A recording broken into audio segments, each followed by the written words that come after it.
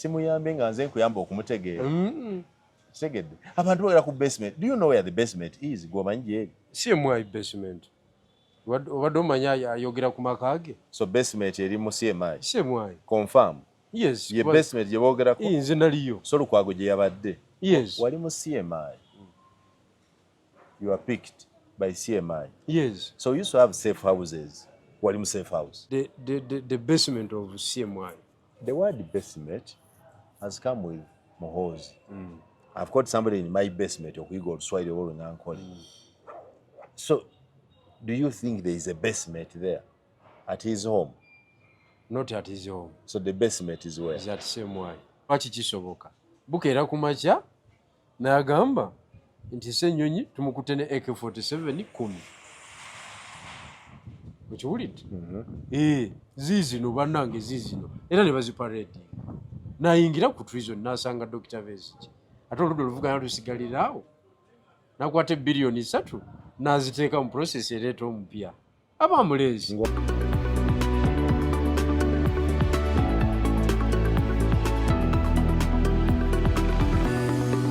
Alright, nkwaniza ku mukutu gwaffe gagadde gwa SML News Yugi oli otya n'omunaffe gy'osize okutuweereza banafu aba Eben Gardens and Eben's Restaurant bakutuuza ku programu yaffe eno The Inside Out ne General Moses Bigirwa nga bulijjo nga tunyumya kubiri mu ggwanga lyaffe.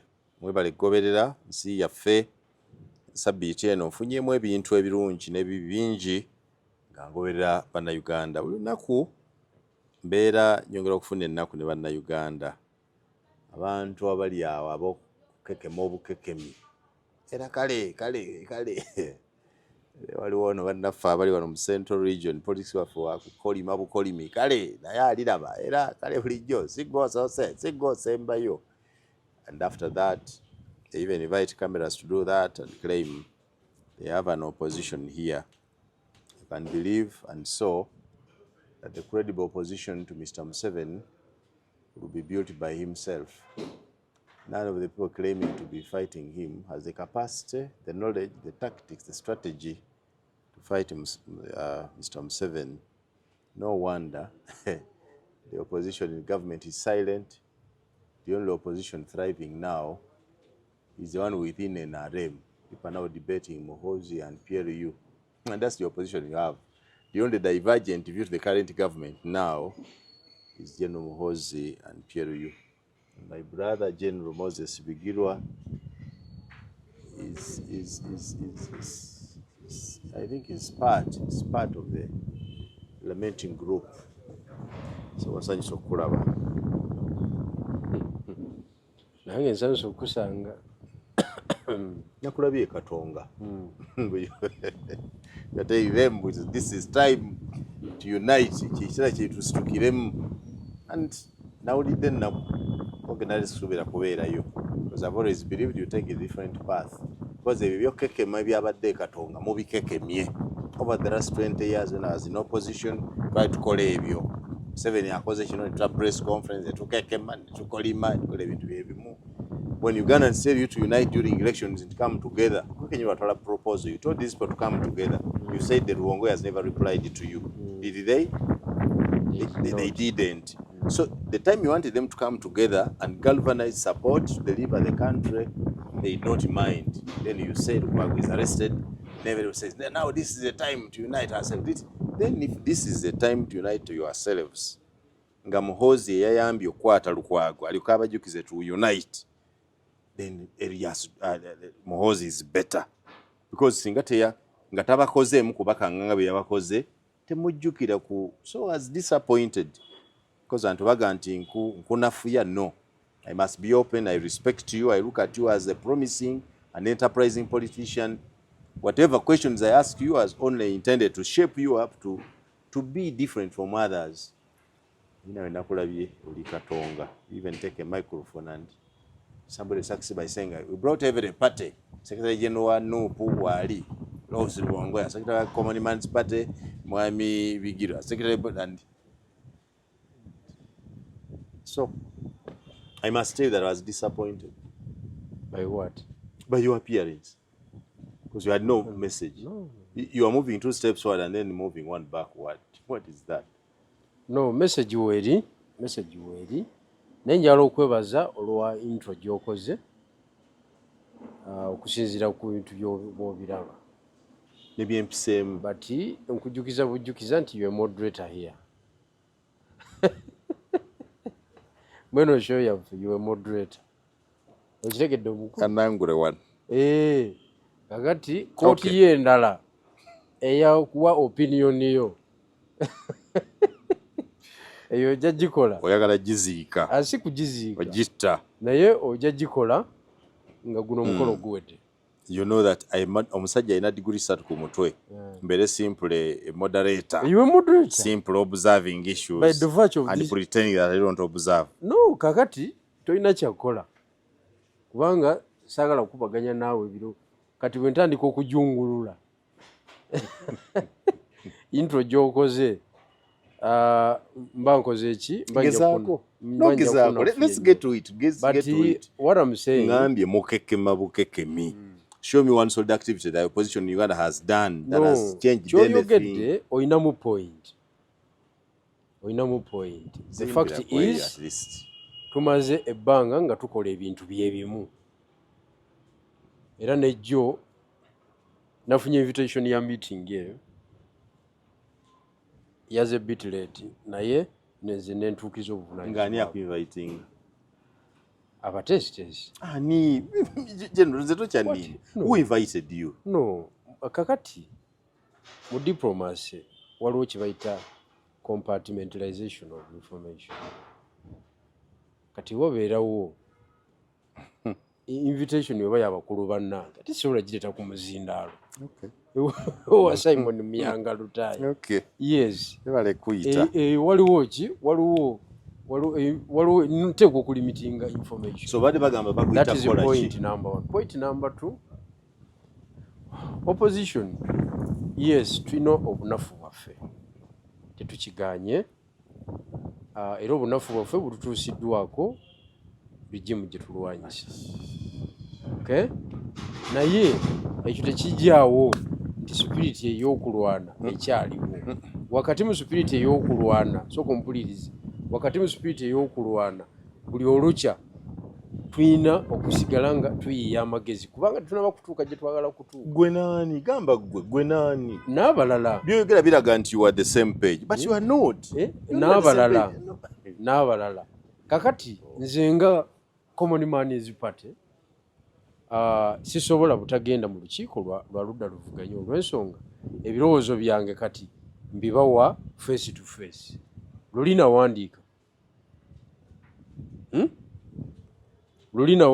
ne bagaana okurespondinga bonna nga buli omu alowooza wakabi era jjo wenakutta omuzindaalo nagambye kakati ffena tumaze okukkiriza nti wali asobola Museveni sekinoomu okitegedde olowooza bakkiriza ate kakati tebakkiriza ogambye nti mwena tumaze because you assume nti bakkiriza bakkiriza let's get serious I am one kamaleyo pointi yange twakkiriza ffenna nti common man party Museveni tomusobola wekka FDC DP UPC NUP mara nini tewali asobola Museveni yekka kati kiki ekyetaagisa okuwuliziganya kwetaagisa waliwo bye tusobola okukanyaako tusobola okuleeta amagezi agatujja wano we tuli ne tugenda mu maaso because okupulaninga tekulina koma niwankubadde twapulanningako ebintu ne bigaana okukola tekirigeza nti lutalo lukomaawo bo gwe tulwana naye akyapulaninga okusigala mu buyinza olw'okuba nfuza emyaka 4 oyinza okugamba nti kasita nfuza 4 nkomyawo oba banzijjako buli olukya naye aleyinga strategy okusigalawo n'okuteekateeka balowooza nti baali mudidde mu bigere kati naffe tetuyinza kukola ki tetuyinza kukomaawo kupulaninga kakati here we are now nze nga common man party ne tiimu yaffe mu lukiiko olwawamu ndeeta ebirowoozo ebyo era twabikola eyo tiimu nga nayo ngyesonyiwa nga manya ti mu by'okuggyako omwami Museveni bano banange bendi nabo tebalina kye bakimanyiiko wadde ekisooka capacity to build capacity. It is a new theory. Kitegedde? Nkiwulira. Eh. Understand? Yeah, you know, I'm a communications expert. Capacity to build capacity. Wonderful. Oyinza obutakimanya. Brilliant. Sweet. Naye kakati kyekiseera kibeere applied. Because we bakwata Dr. Besigye tuba tuli awo ne bakwata abasajja ba Nuupu Waiswa Mufumbiro baani bonna bali maboozo. Tuba tuli awo ne basika Lord Mayor Erias Lukwago. Okay? Ezo arrest zonna zitulaze government nesigala kyekimu nga teyenyenyezaamu. Ezo zonna ezo arrest zitulaze nti tuli banafu.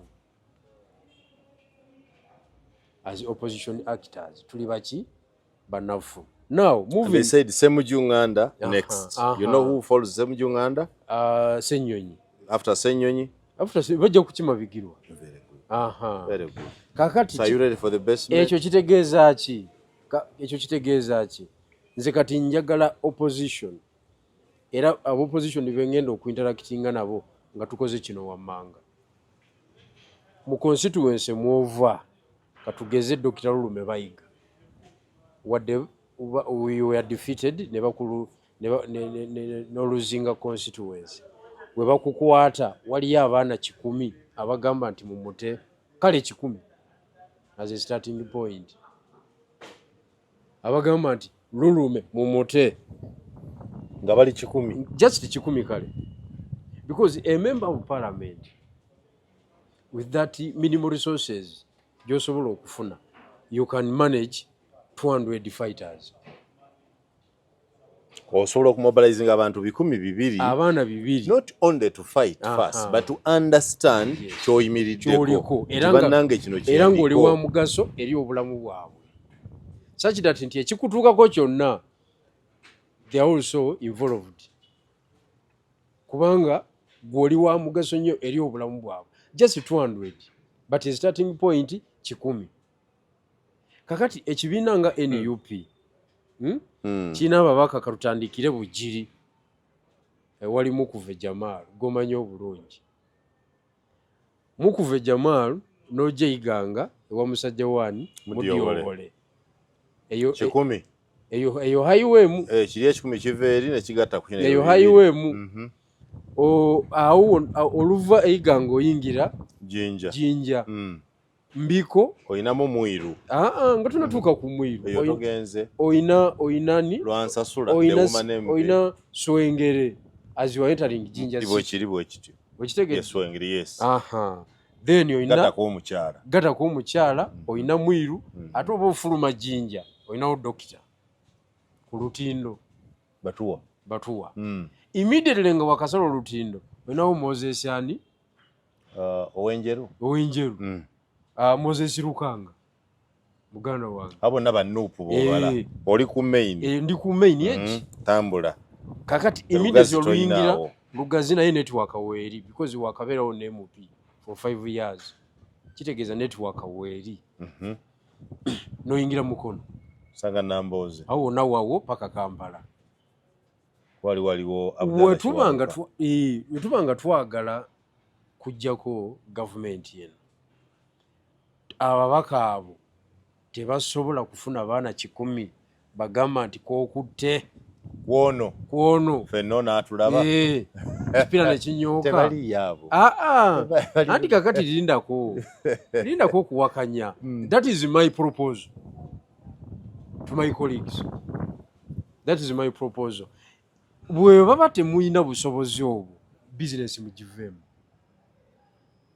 Because Oweekitiibwa Lord Mayor, I condemn the manner to which engage bamukwatamu. It was very, very bad. What was wrong with the manner? Dehumanizing. And what? Yali yakina maje. Nansooka ombulire bamukutte misana, right or wrong? Bamukutte misana kituufu. Nga kamera we ziri ziraba. Ng'akitegedde nti bamukima. N'ateeka ne ku tweet nti bannange bankima bansarawundiize. Bamukutte misana. Si bwe guli? Abamukutte nga bambadde uniform bategerekeka nti bano bamaje. Nga n'abatumye General Muhoozi Kainerugaba amaze bategeeza nti nze nsindisa abantu okwata Lukwago. So bamusise bitogi tebamusindise sindise ekyo kyo tebamuyodde tebamukuludde anti ekyo he was picked. ekyo enkwata eyo yeetaga eri Sudaani, both Sudaani eri Abarabu nene y'abaddugavu olw'ensonga bate bakyali bali ku level ndala nnyo eya disability, I mean instability, political instability. Lukwago Erias level kwali atuuka n'okusamoningibwa ku kitebe kya CID wali najja ne balooya be ne bamuinterrogatinga bwe biba biwanvuyemu kumwongerayo ne mumwongerayo ng'okozesa police system oba military system. ne bweba poliisi Anti bweba police system emukima nga bw'ogambye. A military system does not do that.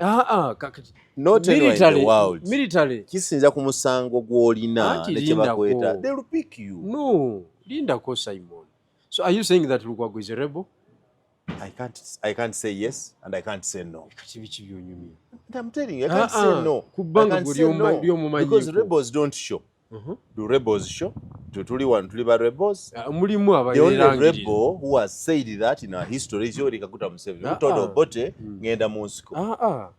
Barebo berangirira nti fe tuli wano kati. Differences weziri. No ku defeating of defeating. Neto oyinza kuddira musajja wattu. Lukwago Erias buli muntu gwamanyi gwe n'omukwatira mu kifaanyi ky'obwa rebel. That is bad. That is bad. And I want you to join me to condemn that kind of arrest. Kubanga naye sali agadde kikutuukeko. I condemned the incommunicado holding of Lukwago. Lindako. Naye bwe mba mmanyaamu kutte. Anti kati gwe kyoliko. Ne waali. Gwe kyoliko. Sebo former road mayor Erias Lukwago okubanga tanatuuka ku level emusamoninga kiba kitegeeza nti ggwanga tirinatamu kati gwokola fitina ku ggwanga lyo. You are not patriotic. Okumusamoninga you are supporting the nature of the case and the circumstances. You are supporting the destructive action which is being done by your government. Me am patriotic. I am telling you. Ekiyamba ne government yo. Can I tell you? What was wrong is Muhoozi holding somebody incommunicado. But arresting somebody is normal. You can be arrested. I've been arrested. Kyogamba tewali procedures kwata. The procedures are provided for under normal circumstances. So we are under abnormal circumstances. You want me to answer that in the affirmative? So we are you are doubting that? Those were abnormal circumstances from both parties. Where? They acted abnormally. If Muhoozi acted abnormally, but Lukwago had acted abnormally. If you're a lawyer in a case, by politicizing a case, he has been said is the lead counsel in the Dr. Besigye case. He is supposed to be a lead counsel, a lawyer in that type. But he makes political statements about the case. The case you are living as a politician and the case is lawyer. Political. So to someone avoiding political statement in that case. But yenga lawyer elastic because byogerera mu kooti. Era kooti ye yagamba nti tufulumiza summons bwana gundi naye akole ki ajansaringidde. That is not a criminal. Who issues summons? Court. Who is supposed to enforce summons? Court. It's Lukwago court. Lukwago bamuwa notice agenda serving. Nze bampako notice ngende serving a judge. Go serving. Nze ya serving. Do you know that court has process servers? Anti kakati ayinza okubataliwo. Ebyo bya mubana abamabanja. Bana abamabanja mu commercial court. Do you know how dangerous it is for you yourself? The litigant. Ogendo serving omuntu gwononya. Ati kakati chichi, what is the problem? Kugambi gwe byoyogera bikola mu commercial court. Mu civil matters. Okitegedde? Kakati kino kye nkugamba. What is the problem of Lukwago? Okugamba nti kooti kimye bwana gundi ajje. Is that criminal? Nze kooti yampa summoning ngende serving General Museveni. Ngati teyankuba mpi. Wamusanga wa? Yeah? You served him? I went to the entrance of State House in Akasero. Yeah? And when you got there? Ne bakuba amasimu munda. Ne bangamba ne bagamba nti bagambye gitwale ku ofiisi ku Okero House. Nali simanyiiyo ne bandagirira ne ngenda awali munamateeka awo ne ntuukawo nawo ne kiwanvuwamu ne bangamba tekisoboke ali ku president's office nga ku parliament ne njitwala kopi ya Mwami Museveni ne bagirisivinga sawa 8 bali mu kooti.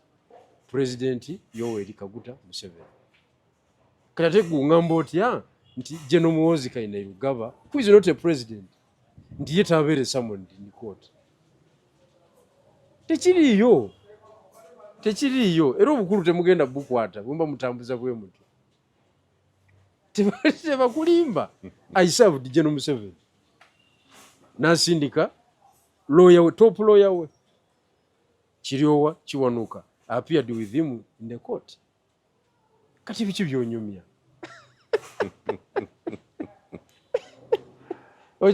You know, I have had trouble with you people who want to live a cosmetic life and probably think cosmetically this is not cosmetic. And avoid the reality. No. That is General Museveni. You are looking for General Muhoozi. Is he exception? They are not the same people. Are they the same people? Is he exception? Are they the same people? Is he above the law?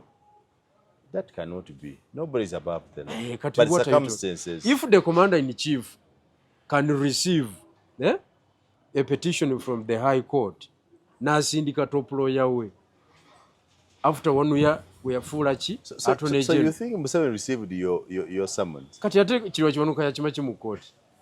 He came with it. So you think Museveni received your petition? Received and read it and then instructed his lawyer? Or are you doubting Kirwa Kiwanuka?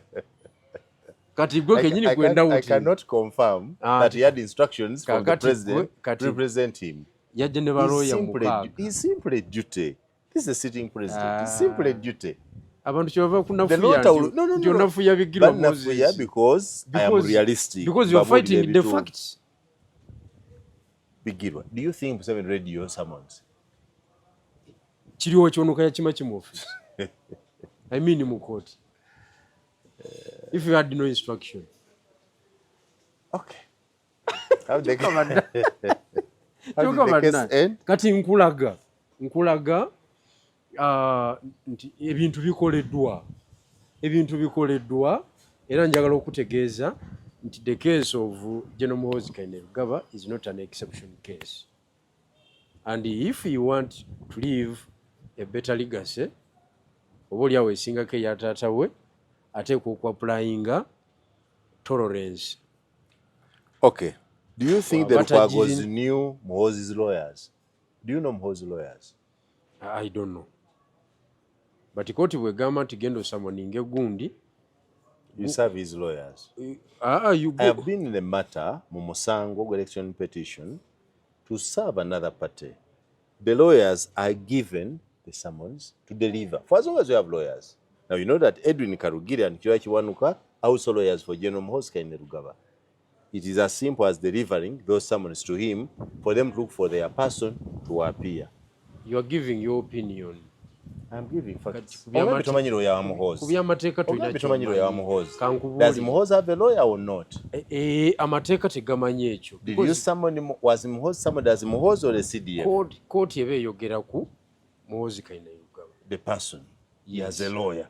Kakati but if you summon the CDF, court the Attorney General answers for the CDF. Linda ko katono. Court temanyi nti gwina lawyer era obagenda musindika. That's why you vampa court summons to go and serve the person whom I have petitioned against. I looked from where he did what? He stays. I went to Nakasero. Nebamba usinga nebandagirira office entuufu. And they received. Bakiwulidde. Kuba yo court temanyi nti ono ogenda kusindika lawyer gundi oba gundi. Court emanyi gwe.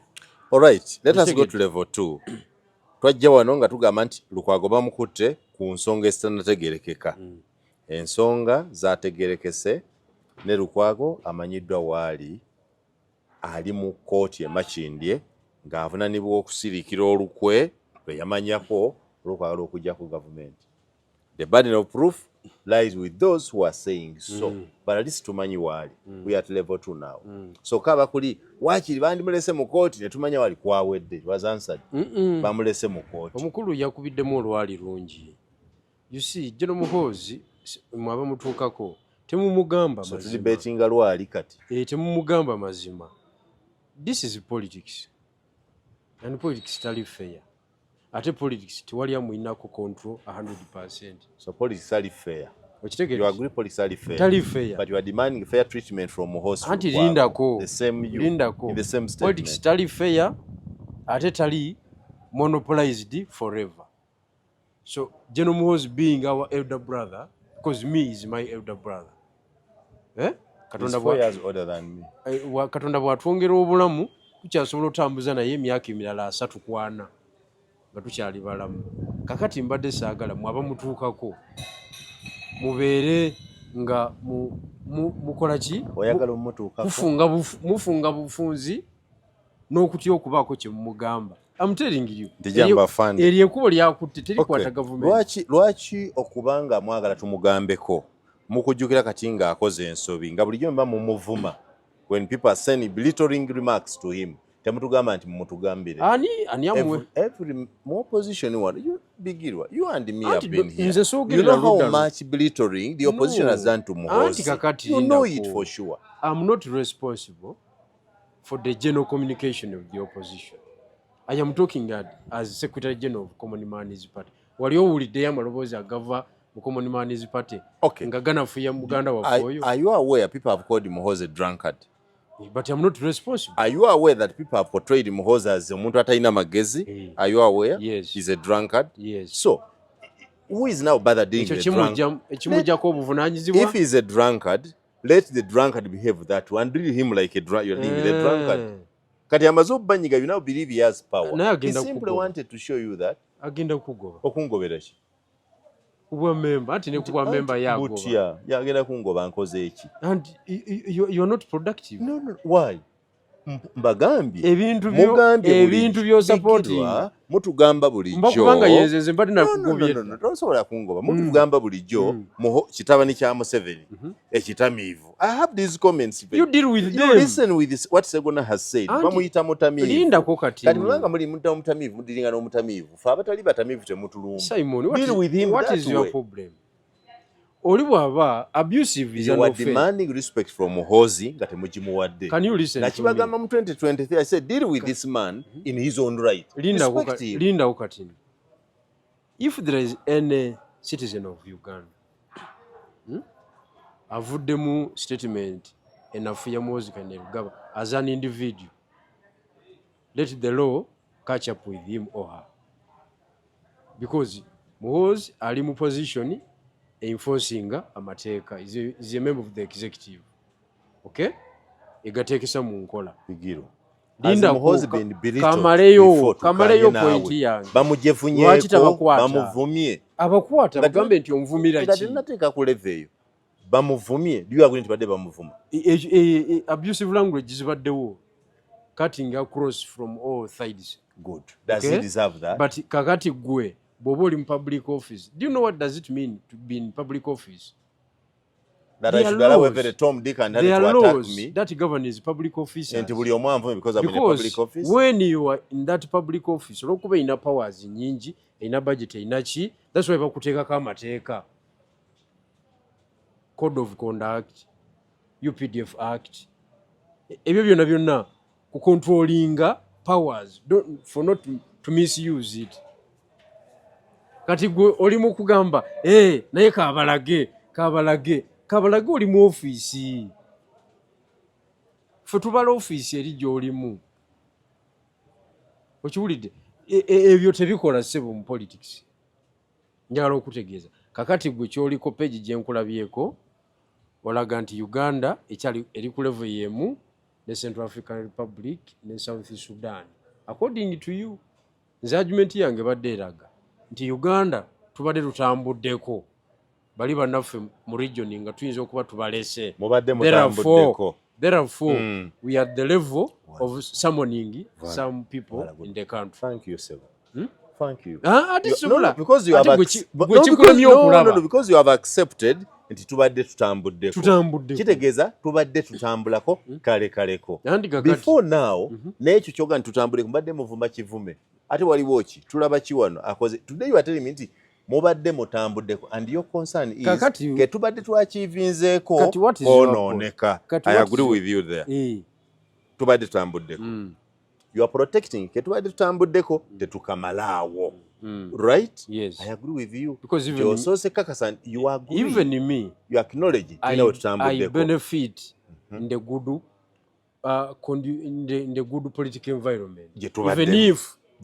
Even if I'm not in government. And you'd want to protect that good environment. Why not? Because that is exactly what Muhoozi is doing. Saying that this semblance, the peace we have had, should not just be left to waste. You understand? And says, I will do whatever it takes to keep what we have achieved. You are the same page. We are not at the same page. Kakati, opinion polls is so much. Ezani. As a presidential BDA. As we talk today, yes. He ranks high in the silent majority. He ranks highest in the silent majority. Bigirwa, nze saagala kulimba, saagala kusiiga bizigo. Bakugobye Simon. Kisinga okunuma. Ate kiti. Anyangoba. Andi kakati you I have told the truth. Becoming useless. Let me tell you, today, Muhoozi ranks higher than his father in the silent majority. Not my words. The silent majority. How can they become silent? You don't know that. Lwaki omuntu asirika? Abasirika abawagira byakola nga bangi abasirisi be basinga abawagira ebyo ababadde bakoye fujjo lyamwe kwena mwete mwina kimukoze opposite munia kyemuyita struggle kujiniya mu buni woodwinking toletaga tamugo gebusoga tuli mu nsonga ziri serious. These are serious matters. Tontwala gadumire okiwulidde. I'm telling you, Muhoozi yali yasikowalinga mu scenario yani tamo yali yasikowalinga good era nga ayina watutuuseeko okiwulidde naye kati baga nti onajja tusobola ebigere 14 yazze mabega tugende ku street kola opinion poll yaziza Lukwago emabega ye Muhoozi nga yajja wano juzi mugamba abalwanyi mwamuwadde obula emitwalo ne mulonda mulala. Ekyo tekitegeeza nti akwatibwe. So Lukwago mwagala nnyo. Ekyo tekitegeeza nti Lukwago olage pampa. Gwe mwawadde. Okumumaka. Those pampa pictures were real. That's Photoshop. Who posted them? As Lukwago said he was undressed. Anti kati kyembuuza. Who posted those pictures? That's the to be color. It's Photoshop. Communicating what? Has Lukwago accepted that bamwambula? Yatayagala ne mukyalo bamwambula. Singa wali omanyi lwaki baagira olugero nti awali omugenge tebafunyizaawo ngalo. Because the moment wofunye engalo kitegeeza nti you are communicating kwoli omugenge oli mumuyeeya. A CDF cannot post a Photoshop, let's say a Photoshop, in line with the new detainee. Okay. I know you are going to communicating. Nachino ogenda chigana. Do you know that the CDF, the Chief of Defense Forces, has not posted that? But Muhoozi Kainerugaba has posted. Do you tell the difference? If the Pampa tweet were on the official page of the UPDF, then I'll say that the institution of the UPDF, led by Muhoozi, has posted. Are you aware that a CDF is a full-time job? Yes, I know. It is. Kati, when do you distinguish between Muhoozi Kainerugaba as an individual? Where Muhoozi's tweets on the UPDF Twitter handle. So, kyogambe ekyo kyekifuula official. Muhoozi Kainerugaba, the individual, posted dealing with his personal scores with the Lukwagos, who he has said have been tormenting his father. And he says it, these people have disturbed my father. So the son is fighting to protect the father as an individual. That's not what the military institution called UPDF is doing. Right or wrong? Would you sue Muhoozi for that? And you are saying you are suing the military? So you are distinguishing between Muhoozi as an individual to Muhoozi the CDF. Yeah, because move Muhoozi the individual. Not this UPDF. You all respect the UPDF, do you? You respect the military, do you? General Bigirwa, do you respect UPDF? Bakugobye sayiboni Kati ani angoba nkolerani ekyo nakakiddamu emirundi ate ani angoba ekikugobeza kiki kati tulinde comment section walabe ate if I were driven by this comment section I would not be here. Ate why? This comment section you're talking about has abused me and belittled me beyond. But I know that I've stood on this particular debate, on this particular topic, the way you are supporting the actions of General Moses Kainerugaba ogobeddwa. Because with or without my support, he has done them. Anti kakati. Nze namugambye. Why don't you dissociate with Why it? don't you want to examine why he comes to that? Kyekibalemye. You have refused to examine and ask yourself, why is Muhoozi behaving the way he's doing? What informs his behavior? Okay, being that attacking an innocent population. No, being that yomutuukako. Okay, it is belittling to arrest Mr. Lukwago the way he was arrested. I agree. Is it not belittling to summon a CDF to appear in the dock over a tweet threatening to kill someone? Is it not belittling? Is that belittling? Would you find it right to have a CDF? No, before that, would you find it good to have a whole CDF of a country stand in the dock? Is it something you'd like to see? So the whole CDF, it is above the law? You're saying that it's not above the law? Do you? Anyway. Would you enjoy seeing your CDF? Okay, forget Muhoozi. No, forget Muhoozi. Let us have another CDF. Would you love to see your CDF in the dock? If over and see a thing that he wrote on. You go and read Article 2. You can read Article 2 of the Constitution. No one is above the law. The Constitution is the supreme law. And any other law which is inconsistent with the Constitution is deemed null and void. Okay. Where is the power? General Moses Jawa powers.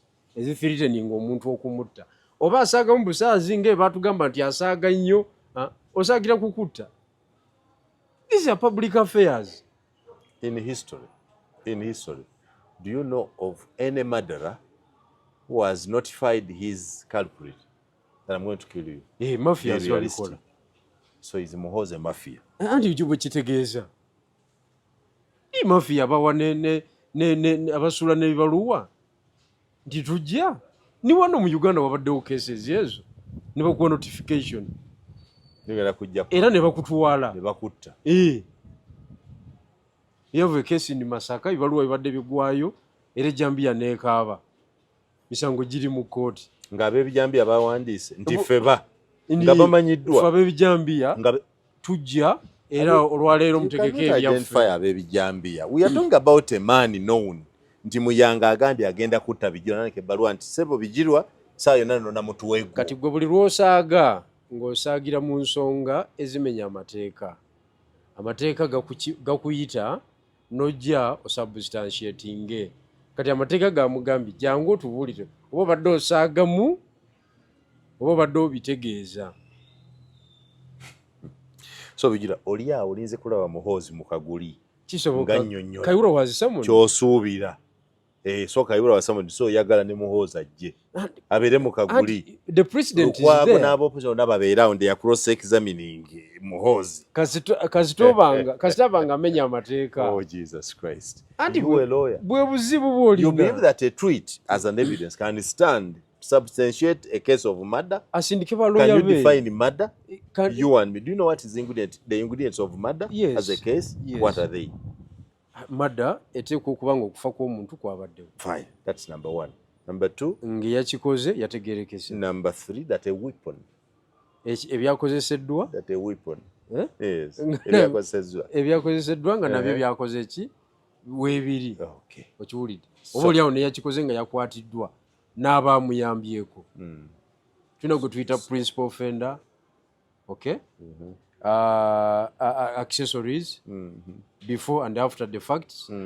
Tulina babeeta kwegamba kati naye tuba tulina omuyita wali atunnyonnyole waba si abiwandiisa ani amuyambako oyo naye afuuka beeta. mwagala kutegeera ni abiwandiika you just can't know. You simply have to get used, you know.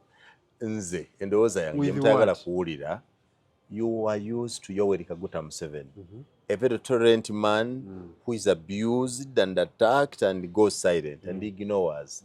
That cannot be the blueprint that every president or every leader will behave like that. You must prepare that there are other people who will behave differently. And if they do, you must also behave differently. That's what I expect. It's the bottom line. Kati kyembuuza, you think summoning General Muhoozi Kainerugaba, it is a demeaning action? Oh, it is. And you know the intention. You know the intention. The intention not you're talking about the third organ of the government. Is not to bring him to law. So you are breaking. The intention is to embarrass him. No. You accept so you are saying that court are useless. This is malice. No. The intention is not to have Muhoozi in court per se, to embarrass him. What do you mean? Lukwago simply wanted to demonstrate. Mukoti tebabeerayo embarrassment. Mukoti wabeerayo facts. Elias Lukwago, I wanted to demonstrate to the public, to Ugandans to know that nobody is above the law. You see, we have also brought Muhoozi in the dock. That's what they wanted to prove.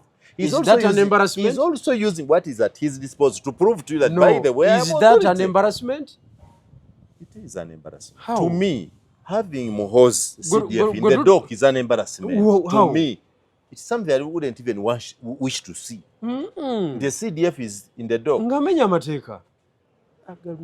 So kati government ije mwagala okuno. That he treated. Government ije mwagala okuno. He said agenda kunona omutego aka Bobi Wine. Has he got it? Anyway, ayinza okukwata na mufuna. He said he was going to hang Dr. Besigye on the Heroes Day. Did he do it? And we saw him debating. Ayinza okuba talina buyina mukisa. Tamanyi wali. He knows where Besigye is. Heroes Day is past. He knows where Besigye is. Did he go there? Amateeka gamukugira. So yagenda ku gate ne bamulemesa. They side out. You know, Bigirwa nze. What I want to agree with you. Bakugobye nze nkubuli. Anti sinolambula ani angoba. Abapiero you. Ndichi. Abapiero you. Ndichi. Because you can't defend ekintu bwotyo. Sane bangubo kujidefend. Mugenda kikuba ekigwo. Mwakikubye ekigwo.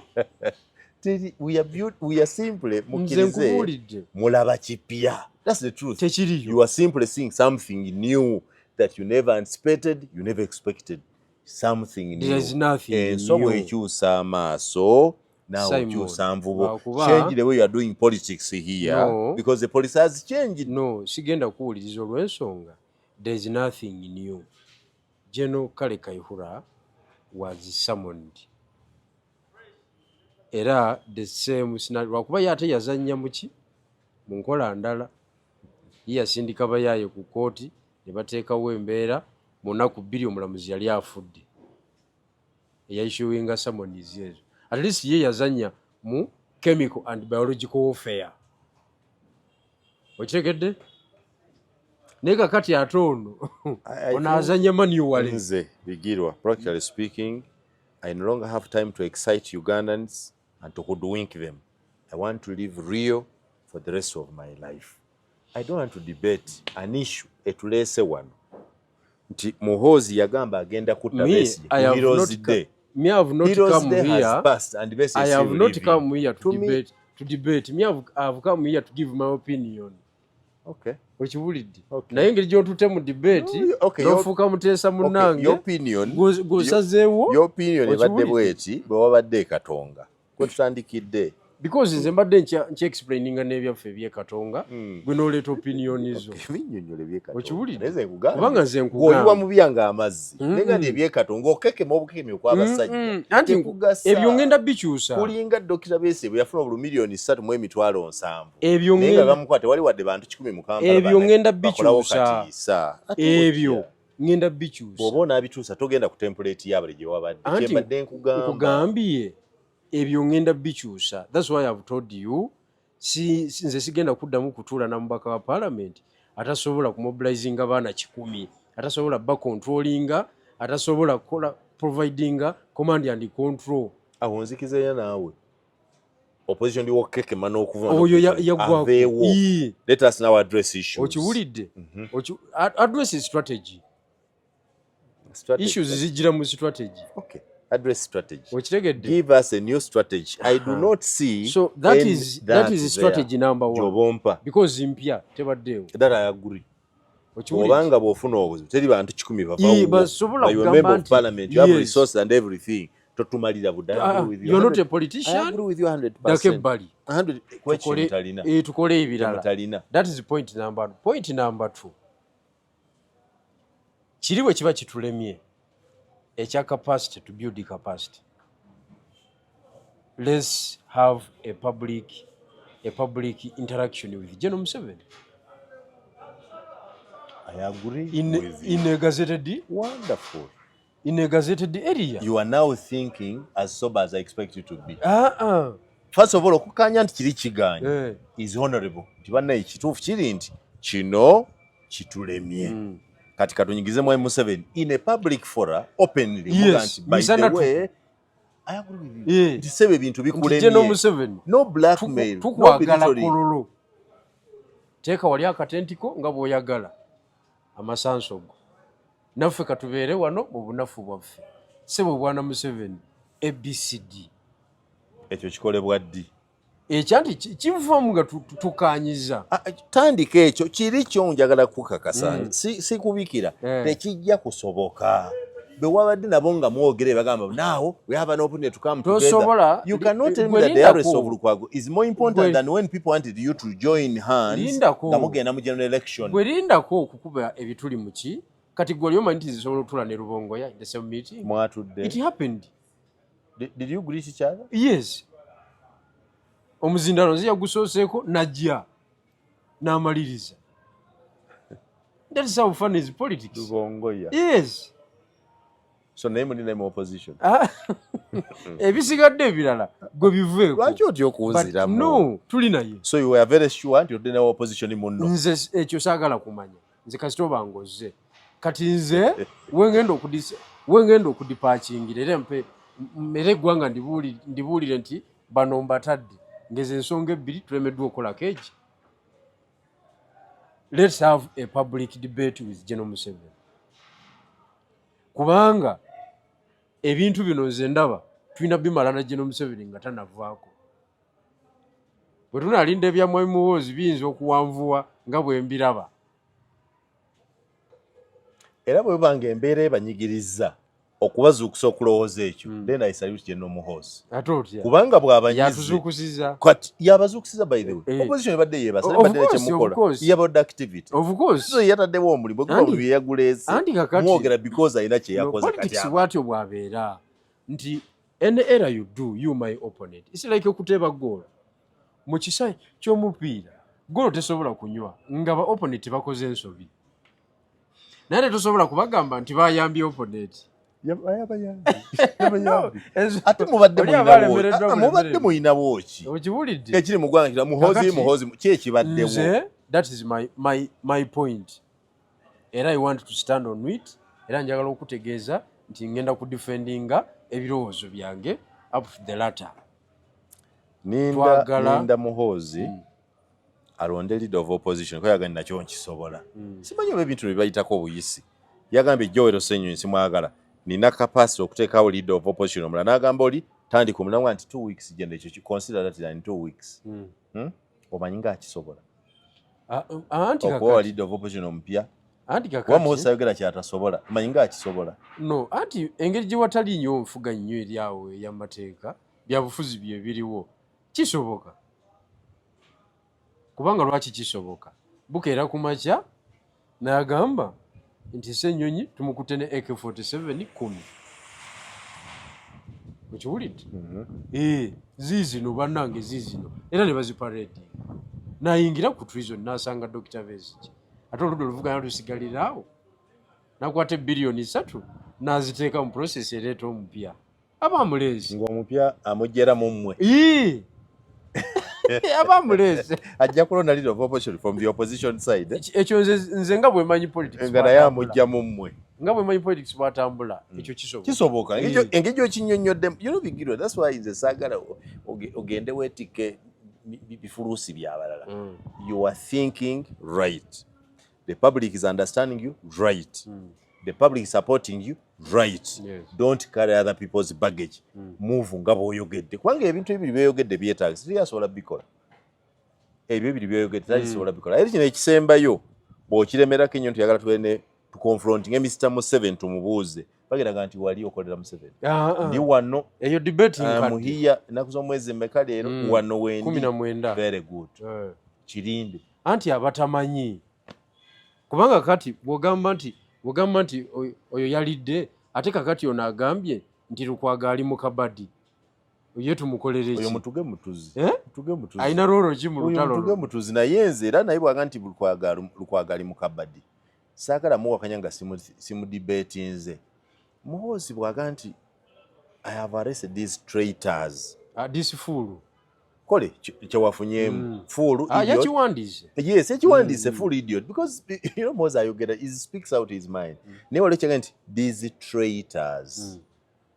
For you to classify somebody as a traitor, mutewa munawe mwadiringako nava ku kyemwakanya. If you want to read the word traitor, a traitor ye muntu owenkwe munanfuusi ateesiga obunanfuusi buva mu kubanga kyoyogera si kyonywererako.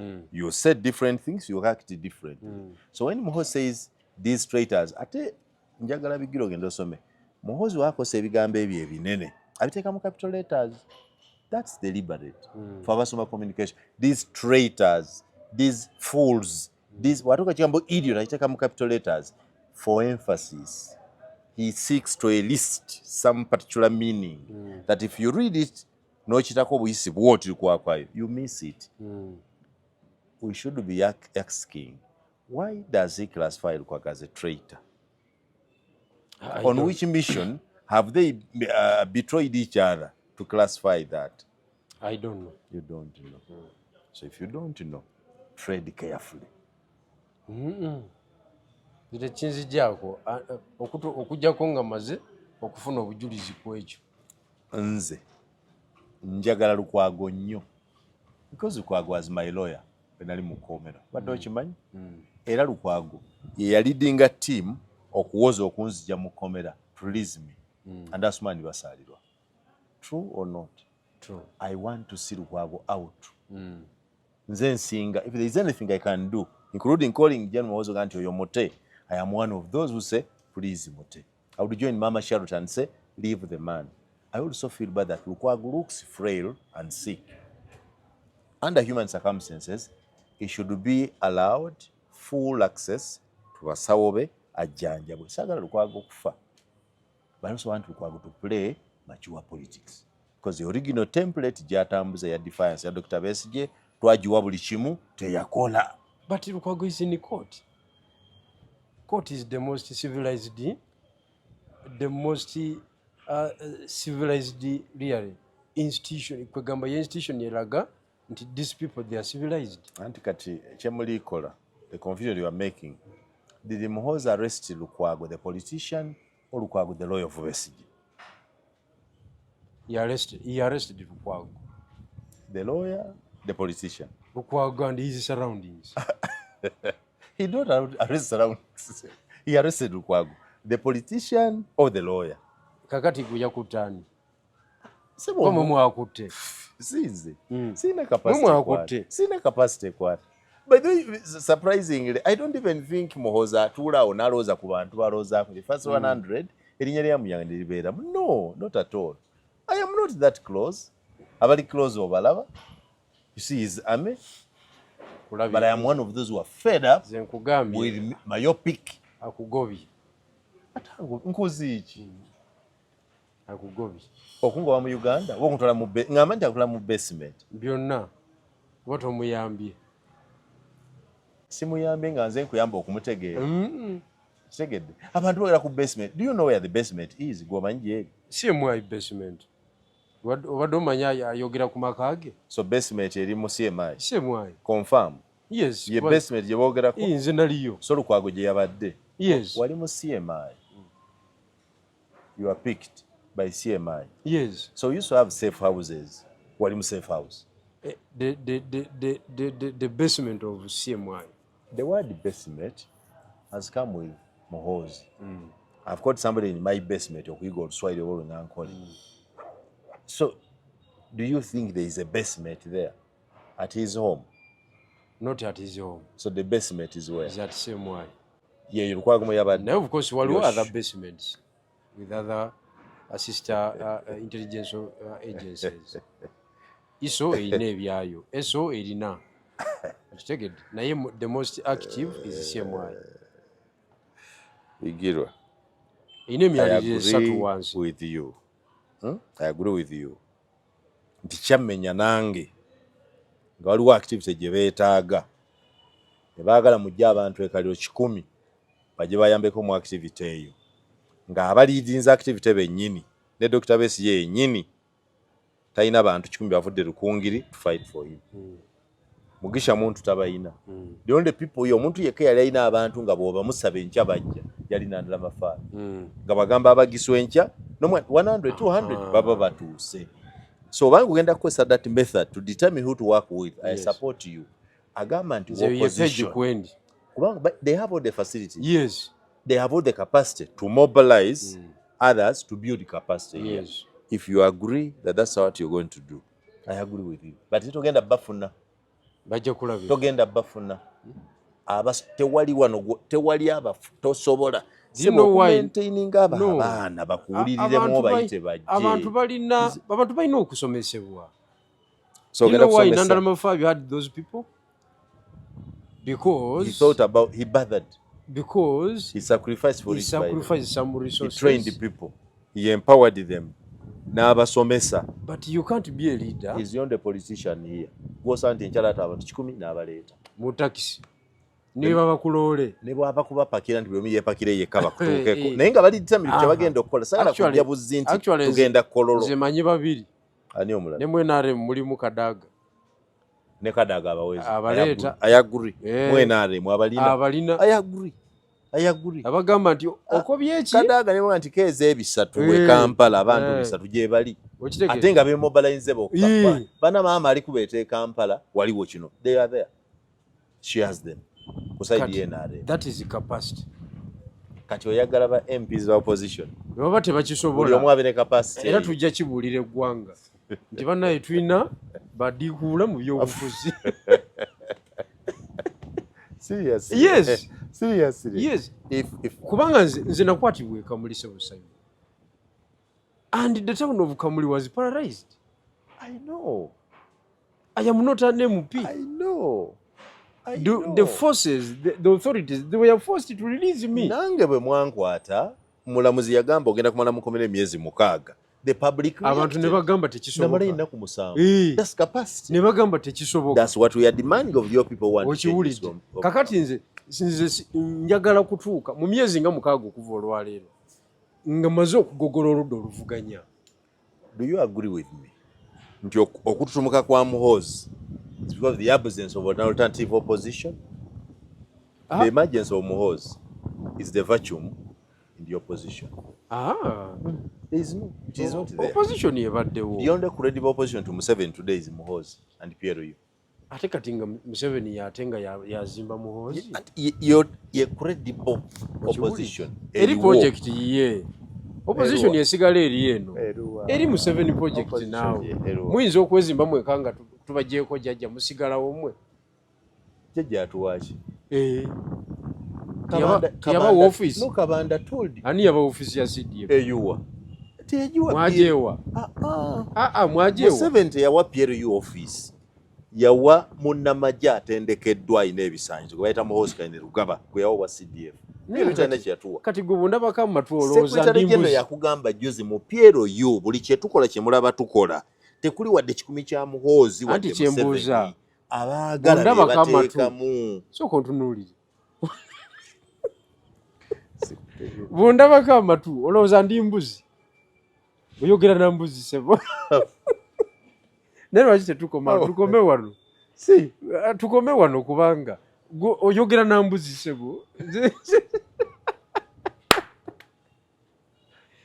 Sebo tukome wano tunayongerezaako olulala. Gwe olowooza oyogera na mbuzi.